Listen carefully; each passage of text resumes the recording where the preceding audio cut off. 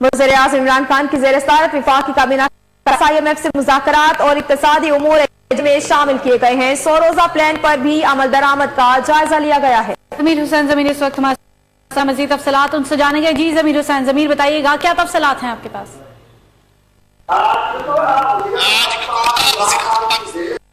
की ज़ेरे सदारत आज वफाकी का इजलास हुआ है और ये इजलास बड़ा अहम था क्योंकि वज़ीर-ए-आज़म ने वफाकी kabina का आज तलब कर रखा था।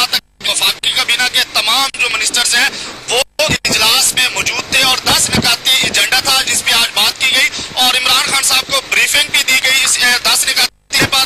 इसके अलावा IMF के हवाले से और दीगर हवालों से जो है वो भी बात किया जाए। उसके अलावा जो है इसकी मुकम्मल तफसीलात kabina के इजलास किए में फाज चौधरी साहब ने भी उसकी वाज़ेह तौर पर जो एजेंडा था उस पर बात की और फाटे के हवाले से किया। उसके अलावा तमाम सूबों के हवाले से बात की गई है और खासकर फाटा के इंतजाम की बात की गई। कहा गया कि तीनों जो बड़े सूबे हैं वो अपना कोटा कम करके वो फाटा को देंगे।